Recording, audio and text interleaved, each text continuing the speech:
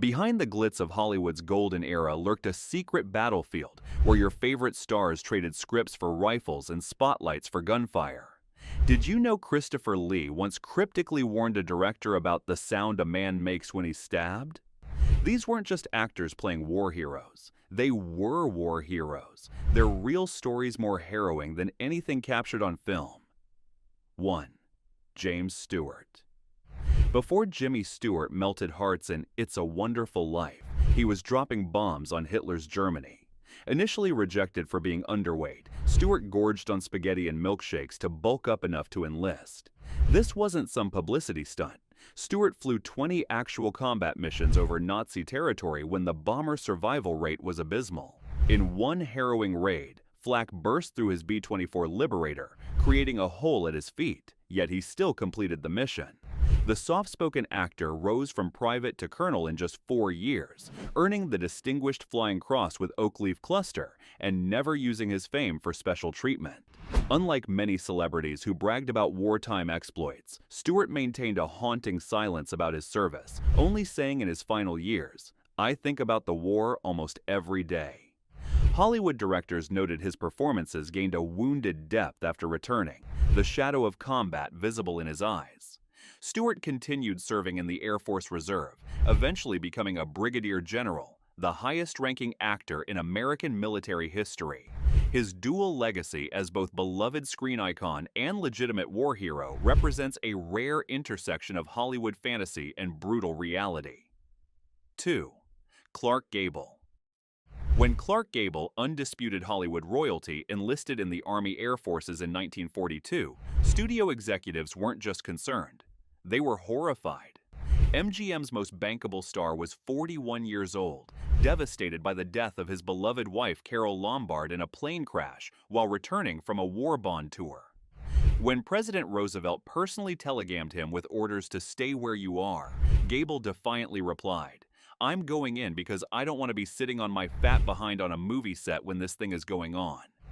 Despite his fame, Gable refused an officer's commission, instead earning his rank through standard officer training alongside regular recruits. As an aerial gunner and combat photographer, he insisted on flying actual missions to make his documentary Combat America authentic. Between May and September 1943, he flew 5 official combat missions on B-17s over Germany, with bone-chilling consequences. During one mission, a 20mm shell tore through the plane where Gable had been sitting moments earlier. His celebrity made him an especially valuable target. Adolf Hitler, reportedly a fan of Gable's films, offered a substantial reward to any German who could capture the actor alive and bring him to Berlin. After the war, friends noted Gable was never quite the same. Subdued and hollow-eyed, the combined trauma of losing Lombard and his combat experiences had permanently altered Hollywood's king. When MGM tried to capitalize on his service with plans for military-themed films, the actor flatly refused, wanting no part in glamorizing what he knew to be hell. 3. Audi Murphy. Audi Murphy wasn't a star who went to war. He was a war hero Hollywood couldn't resist. Standing just 5'5" and looking younger than his claimed 18 years, he actually enlisted at 17 by lying about his age. Murphy was initially rejected by both the Marines and paratroopers for being too small. What followed was the most decorated combat record of any American soldier in World War II. During one legendary stand near Holtzwihr, France, the wounded Murphy climbed aboard a burning tank destroyer and single-handedly held off advancing German troops for nearly an hour while exposed to enemy fire from 3 sides. This action alone earned him the Medal of Honor, America's highest military decoration. By war's end, Murphy had received every available U.S. combat award for valor, 27 in total, including 2 Silver Stars and the Distinguished Service Cross. His transition to Hollywood came when Life magazine featured him on its 1945 cover as America's most decorated soldier, catching the attention of actor James Cagney, who invited him to California. Murphy starred in 44 films over 21 years, most notably To Hell and Back, the adaptation of his own autobiography. What made his performance extraordinary wasn't just that he portrayed himself. Producers actually toned down Murphy's heroics because they worried audiences wouldn't believe it actually happened that way. Behind his success lurked the devastating reality of what would now be recognized as PTSD, insomnia, nightmares, sleeping with a loaded pistol under his pillow. Murphy became an early advocate for veterans' mental health, courageously stating, "After the war, they took the dogs home, they took the mules home, they took the horses home, but they didn't take the soldier home." 4. Lee Marvin. Before Lee Marvin terrified audiences with his cold-eyed intensity in films like The Dirty Dozen, he was fighting for real in some of the Pacific's bloodiest battles. At just 18, Marvin joined the Marine Corps and was thrust into the meat grinder of the Pacific Campaign with the 4th Marine Division. Unlike actors who served in entertainment units, Marvin experienced war's raw brutality during the savage Battle of Saipan in 1944. There, Japanese machine gun fire tore through his body, severing his sciatic nerve and nearly killing him. His matter-of-fact description of combat foreshadowed the unsentimental realism he would later bring to his films. "I tried to stick his bayonet in my eye, so I took it away from him. It wasn't hard to do, because he was just a little bastard, maybe 5'2" or so." For his wounds, Marvin received the Purple Heart and spent 13 months in naval hospitals recovering. The injuries left him with a permanent limp barely noticeable to audiences, but a constant reminder to Marvin of war's permanent cost. Directors valued his technical input on military authenticity, and fellow veterans respected his first-hand understanding of combat psychology. Unlike many actors who portrayed tough guys, Marvin never needed to fake it. As director Samuel Fuller observed, Lee understood the duality of violence, how it can be both necessary and destructive. You can't fake that understanding. It comes from experience. Every weathered expression and haunted look Marvin brought to his roles came from having seen the real thing, not from an acting coach. 5. David Niven. While charming audiences as the quintessential English gentleman, David Niven harbored a secret military past far more dangerous than his polished screen persona suggested.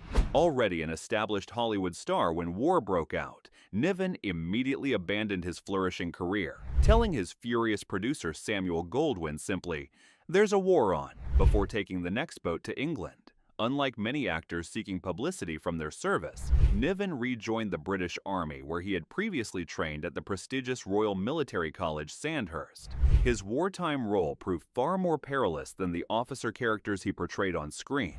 Niven was assigned to the ultra-secretive Phantom Reconnaissance Regiment, an elite intelligence unit conducting covert operations behind enemy lines. Using his fluency in French, he served as a liaison with local resistance fighters while gathering critical intelligence. On D-Day, Niven helped coordinate beach defenses during the Normandy landings, later advancing through France with Allied forces. His wit never abandoned him, even in mortal danger. When caught behind enemy lines during the Battle of the Bulge wearing a suspicious trench coat rather than proper uniform, an American soldier questioned whether he might be a German. Infiltrator. Asked to identify Nebraska's capital, Niven quickly responded, "Lincoln," then added, "Don't you think this is a rather silly line of questioning?" For his exceptional service, Niven received the American Legion of Merit, yet he maintained an uncharacteristic silence about his wartime experiences for decades, deflecting questions with humor. When finally asked why he rarely spoke of his military achievements, Niven explained with quiet dignity, "The real heroes were the ones who didn't come back." 6. Henry Fonda. By 1942, Henry Fonda had already earned an Oscar nomination for The Grapes of Wrath and established himself as one of Hollywood's most respected actors. But when Pearl Harbor was attacked, the 37-year-old star rejected studio efforts to keep him making propaganda films, declaring bluntly, "I don't want to be in a fake war in a studio." This sentiment reflected his lifelong commitment to authenticity, both in his acting and personal ethics. Initially enlisting as a common sailor in the Navy, Fonda served as a quartermaster third class aboard the destroyer USS Satterley, conducting dangerous escort duties for convoys crossing the Atlantic where German U-boats hunted Allied shipping. His natural leadership abilities quickly became apparent, and after completing officer training, he was appointed lieutenant junior grade in air combat intelligence. During the invasion of Sicily in July 1943, Fonda served as a deck officer, earning the Bronze Star Medal for heroic achievement in combat operations. Unlike the glamorous officer roles he'd portrayed on screen, Fonda's wartime service involved genuine danger and sacrifice at an age when most men were considered too old for combat duty. Though he rarely discussed his experiences after returning to Hollywood, colleagues noticed his military service had added new dimensions to his acting. His portrayal of a naval officer in Mr. Roberts carried the unmistakable authenticity of someone who had actually served, resonating powerfully with veteran audiences. The quiet dignity and moral seriousness that defined Fonda's most acclaimed performances in films like 12 Angry Men mirrored qualities that had characterized both his military service and his approach to citizenship throughout his life. 7. Mel Brooks. Long before making audiences howl with laughter in Blazing Saddles and The Producers, Mel Brooks was risking his life disarming Nazi explosives. Born Melvin Kaminsky to Jewish immigrants, Brooks was drafted into the Army at just 17 years old in 1944. His high intelligence test scores initially placed him in specialized training, studying military engineering and even saber-wielding.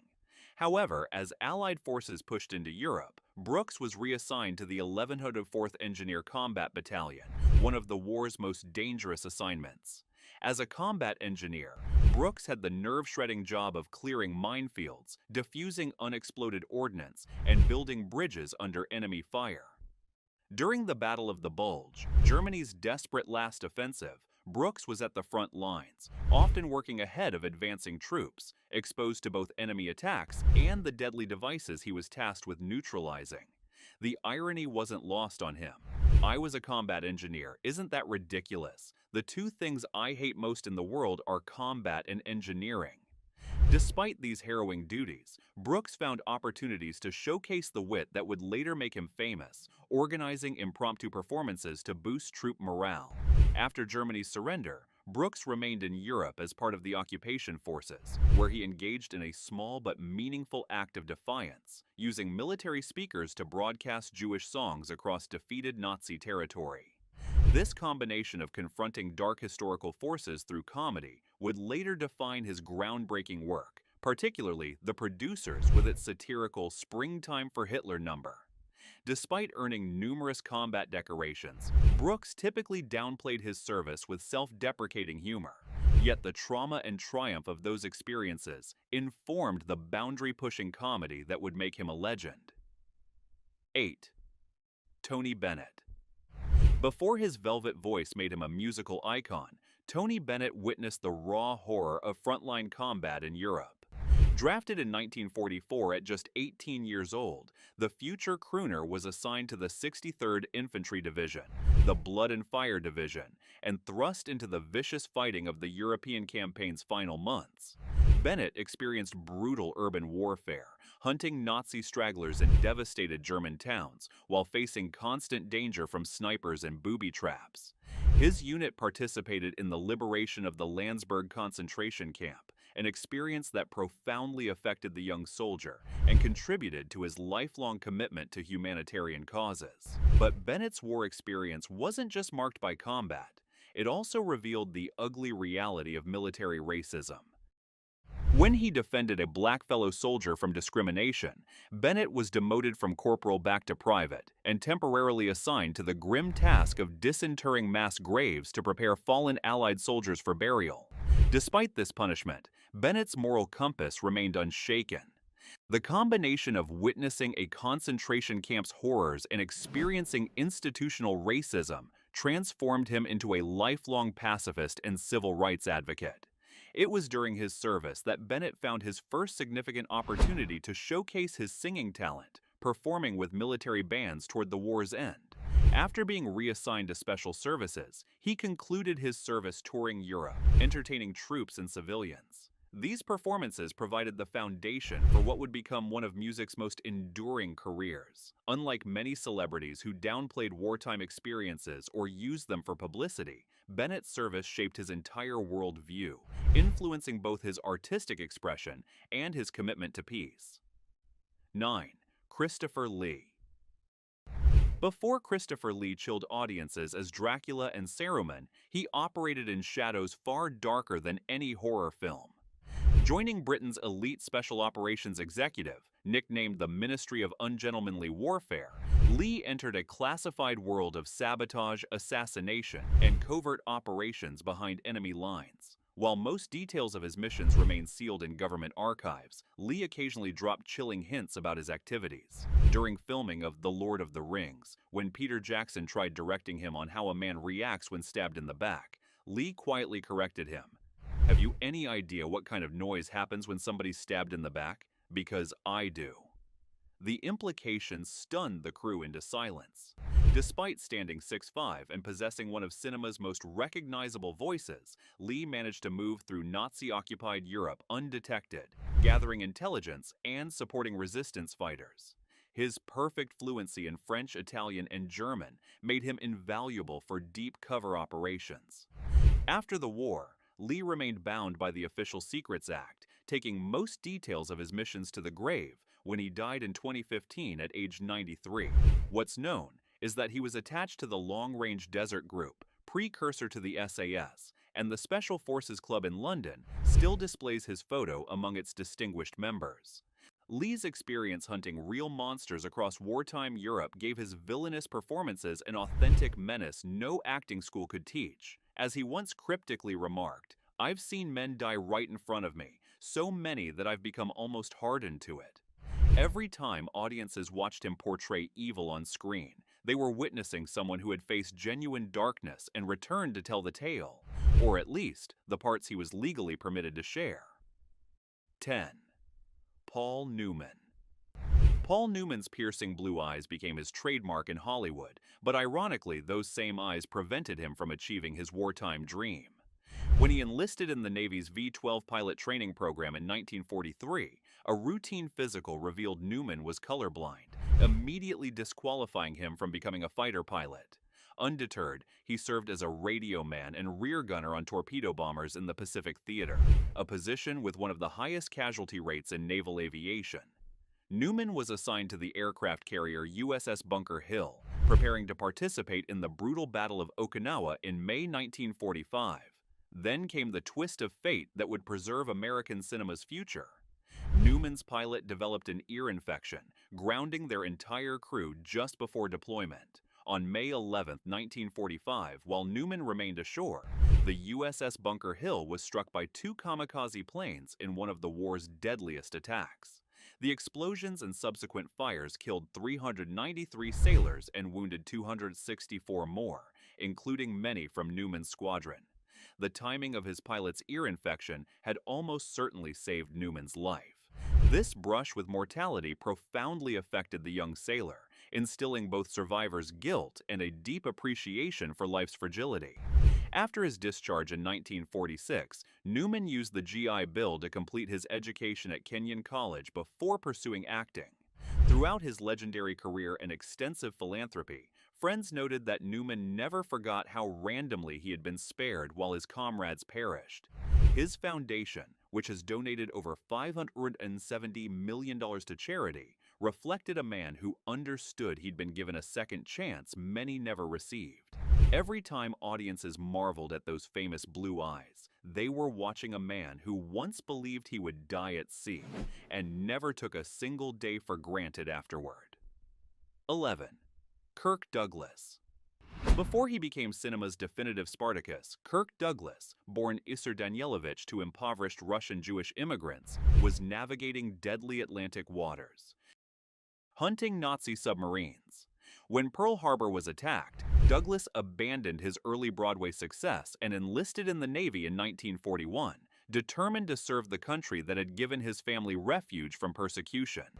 Commissioned as an ensign after officer training, Douglas was assigned to anti-submarine warfare patrol craft in the Atlantic Theater.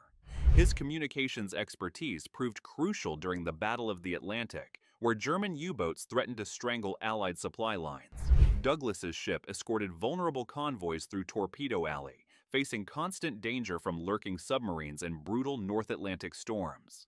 His naval career ended suddenly in 1944 when he was medically discharged after sustaining injuries during service, wounds he rarely discussed publicly, but which left lasting physical effects. Upon returning to civilian life, Douglas's combat experience informed the intensity he brought to his breakthrough role in Champion 1949, playing a boxer whose ferocious determination mirrored his own real-life tenacity. Throughout his legendary 60-year film career, Douglas gravitated toward characters defined by moral complexity and physical courage, qualities he had witnessed firsthand during his naval service. The discipline and leadership skills developed at sea translated seamlessly to his pioneering work as an independent producer, challenging Hollywood's restrictive studio system. Douglas's decision to publicly credit blacklisted screenwriter Dalton Trumbo for Spartacus in 1960, effectively breaking the Hollywood blacklist, demonstrated the same moral courage he had shown in uniform. As Douglas himself reflected late in life, "The Navy taught me about discipline and survival. It made me appreciate the opportunities I had and the sacrifices others made for them." 12. Glenn Ford. While audiences knew Glenn Ford as the reliable leading man from films like Gilda and The Big Heat, few realized he maintained one of Hollywood's most extraordinary military careers spanning 3 decades and 3 major conflicts. Ford's service began even before America's entry into World War II, when he joined the Coast Guard Auxiliary in 1941, displaying remarkable foresight regarding the country's inevitable involvement. Following Pearl Harbor, he enlisted in the Marine Corps Reserve in 1942, despite his rising star status after breakthrough performances in films like So Ends Our Night. True to his unassuming nature, Ford insisted on starting as a private, rather than accepting an officer's commission typically offered to celebrities. Though he hoped for combat deployment, Ford's photographic and intelligence skills proved more valuable to the Marines, who assigned him to create training films and documentation of operations. His commitment to service didn't end with WPO's conclusion.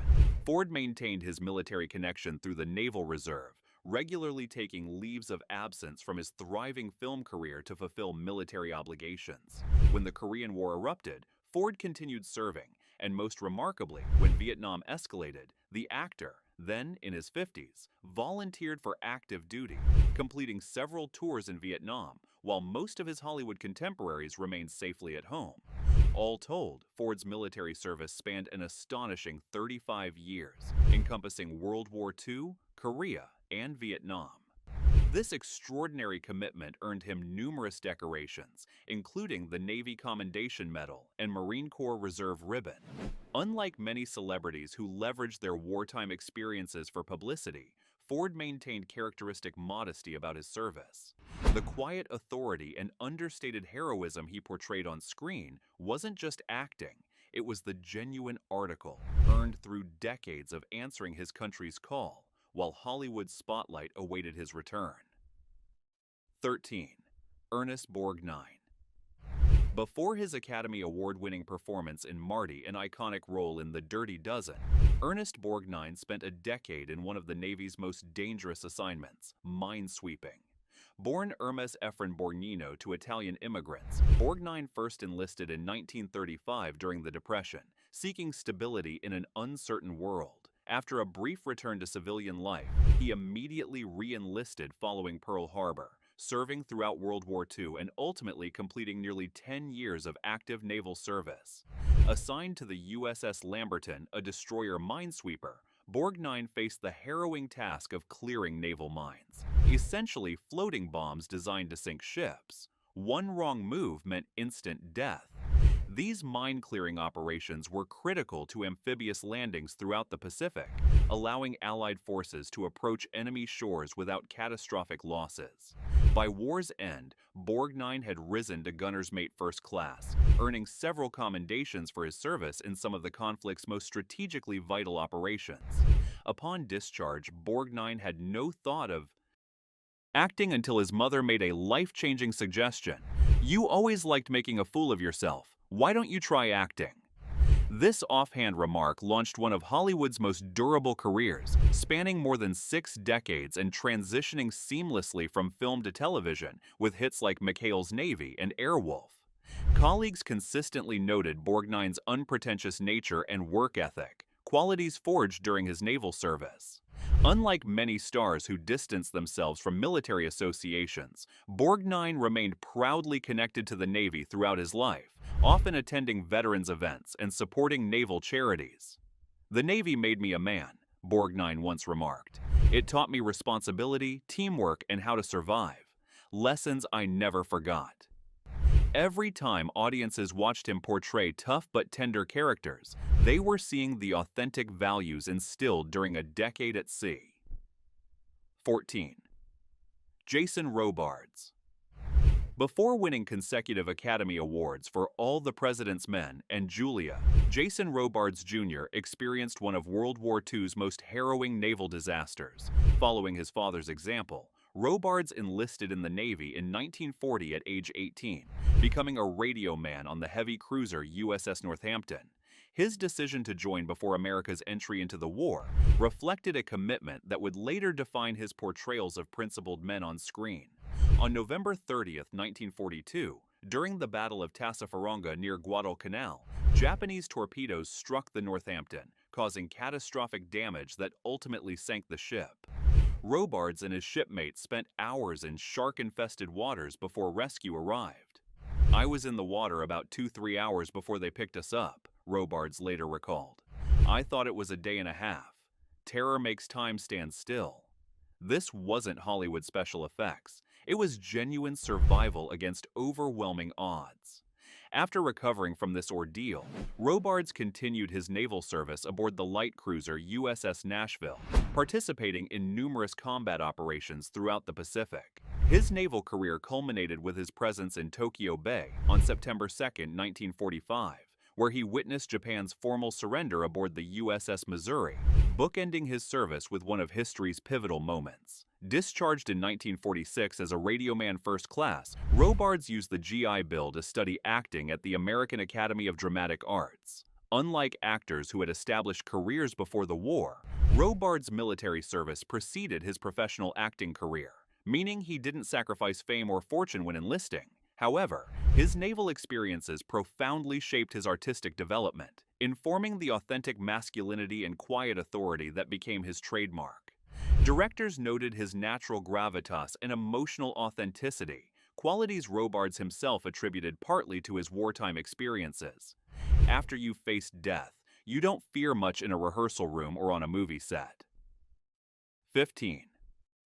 Eddie Albert.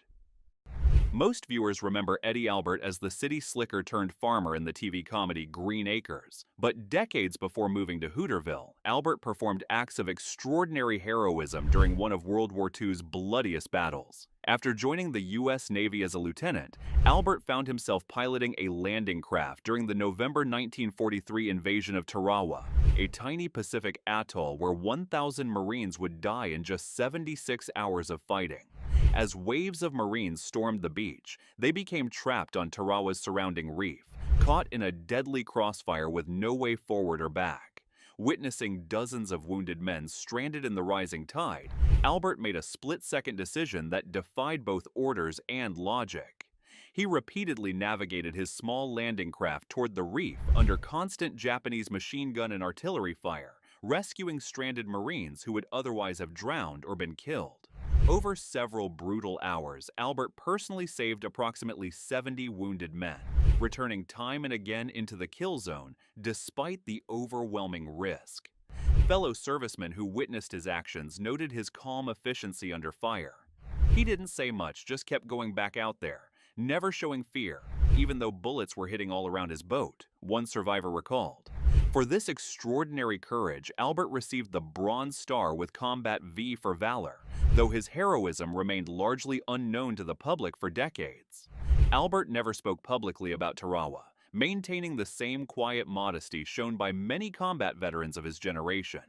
When Albert later played lighthearted, sometimes bumbling characters on screen, few viewers could have imagined this same man had once navigated through artillery fire to save his fellow Americans from certain death.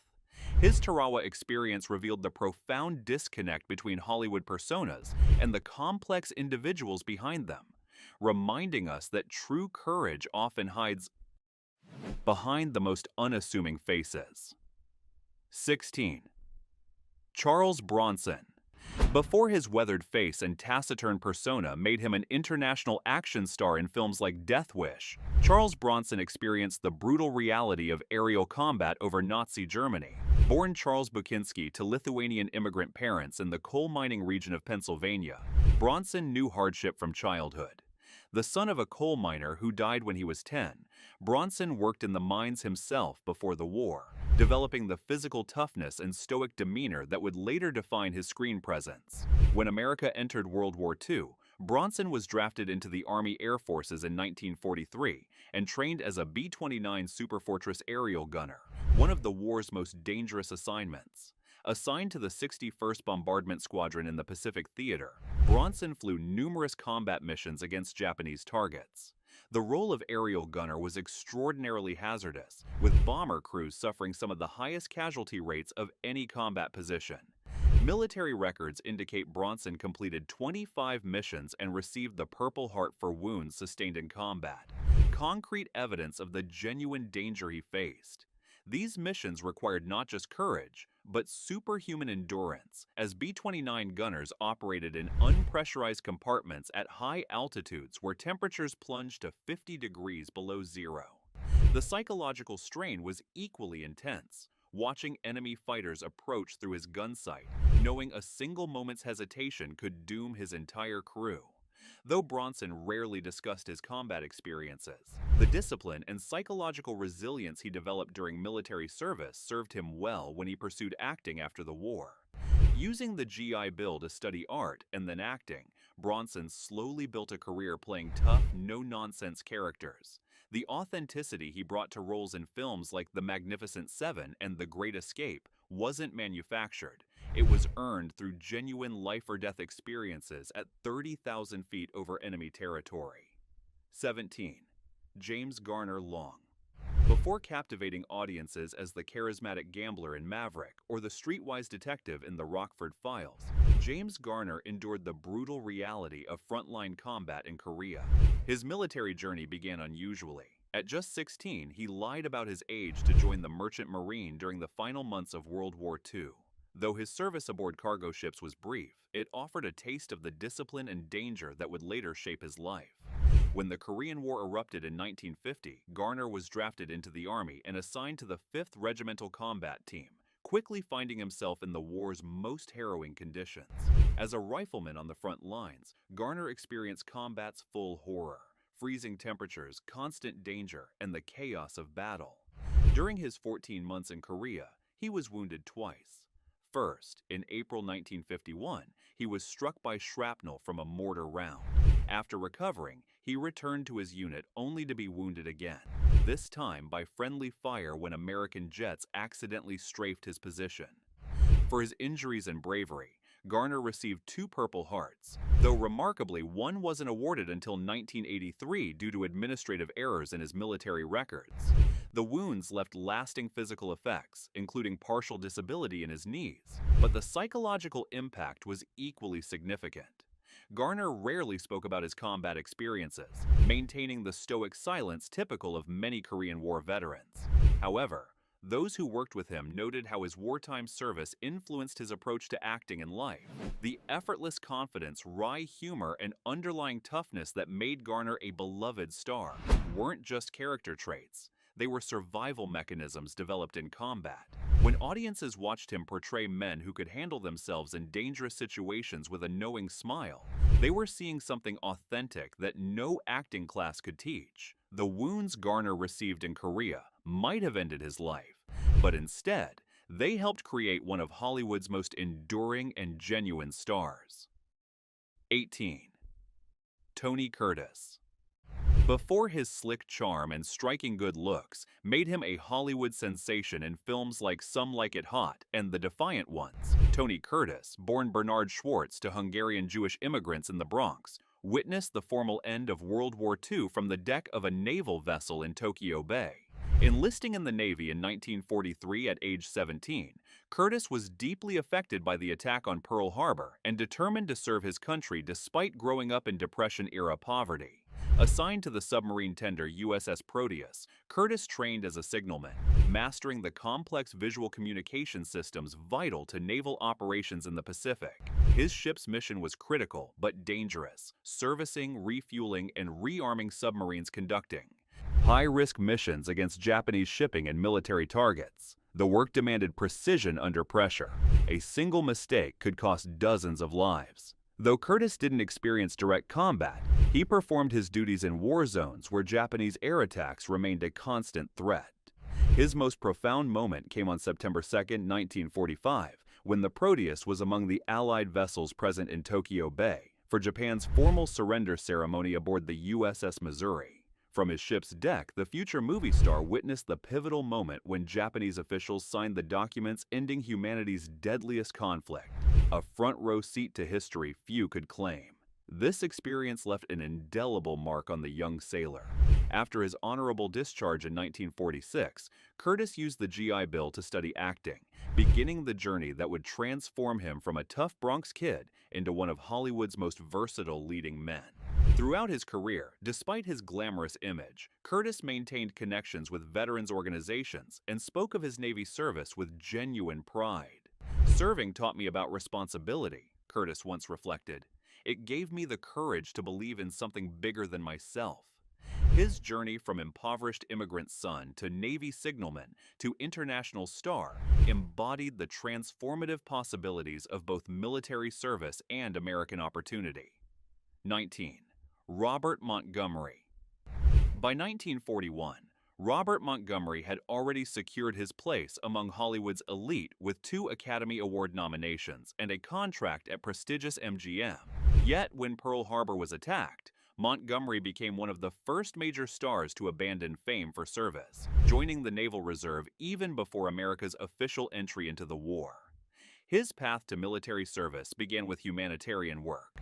In 1940, he traveled to England as a volunteer ambulance driver during the Blitz, witnessing firsthand the devastating German bombing of London. Returning home transformed by what he'd seen, Montgomery leveraged his celebrity status to advocate for American intervention, appearing at rallies and radio programs supporting the Allied cause. Initially commissioned as a lieutenant, Montgomery rose quickly to lieutenant commander, serving first as an assistant naval attaché observing British naval operations. Later, he commanded a patrol torpedo PT boat in the Solomon Islands, the same type of vessel John F. Kennedy would famously pilot, facing Japanese forces in high-speed, high-risk combat operations. Montgomery's most significant wartime role came during the pivotal D-Day invasion of Normandy on June 6, 1944. Assigned as a naval combat observer aboard the destroyer USS Laffey during the assault on Utah Beach, he coordinated naval gunfire support for ground forces, a crucial role performed under constant enemy fire. His ship came under heavy German attack, with shells exploding around them as Montgomery maintained his post. For his exceptional service during this historic battle, Montgomery received the Bronze Star Medal, recognizing his valor under fire. Unlike many celebrity servicemen who participated primarily in entertainment units or publicity tours, Montgomery spent most of his naval career in operational combat roles that put him directly in danger. Fellow officers noted that Bob never asked for special treatment and never received any. He performed his duties like any other naval officer, except perhaps with more dedication. This commitment earned Montgomery profound respect from career military personnel, who recognized that this Hollywood star had voluntarily traded fame and fortune for genuine danger and hardship. 20. Gene Kelly. Before he splashed through puddles and Singin' in the Rain, Gene Kelly traded his tap shoes for naval boots during World War II. At the height of his early fame following breakthrough performances in For Me and My Gal, Kelly received his draft notice in 1944 and was commissioned as a lieutenant in the United States Naval Air Service. Though renowned for his athletic grace on screen, Kelly's military assignment would challenge him to use his artistic talents in entirely unexpected ways. Rather than serving in combat, Kelly was assigned to the photographic section of the Navy's Office of Public Information in Washington, D.C., where military leaders recognized his unique ability to communicate through movement and visual storytelling. His background as a choreographer proved surprisingly valuable as he developed instructional films that used movement to communicate complex information to naval personnel. "I was able to choreograph processes and procedures in ways that made them easier to understand and remember than traditional training methods," Kelly later explained. Among his most significant contributions was Combat Fatigue Irritability, an educational film aimed at helping sailors and their families understand what would later be recognized as post Traumatic stress disorder. While not facing enemy fire, Kelly's work played a vital role in preparing American naval forces for the challenges they would face in the Pacific Theater. The discipline and precision he developed choreographing military training films influenced his later directorial approach, with film historians noting that the carefully structured visual sequences in Kelly's post-war musicals bear the hallmarks of his naval training film experience. Though Kelly rarely discussed his military service in interviews, preferring to focus on his artistic achievements, colleagues observed that his wartime experience working with camera operators and editing techniques expanded his understanding of filmmaking, empowering him to take greater control over his dance sequences and eventually move into directing. The military precision evident in Kelly's most celebrated dance numbers wasn't just artistic choice. It reflected genuine naval discipline translated into entertainment that would captivate generations. Hollywood's golden stars didn't just play heroes, they lived as heroes when the world needed them most.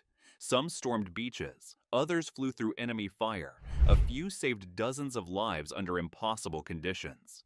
Which of these veteran stories shocked you most? Tell us in the comments below, and ask yourself, would today's celebrities leave multi-million-dollar contracts to fight on the front lines? Or has our definition of sacrifice fundamentally changed since the golden age of Hollywood?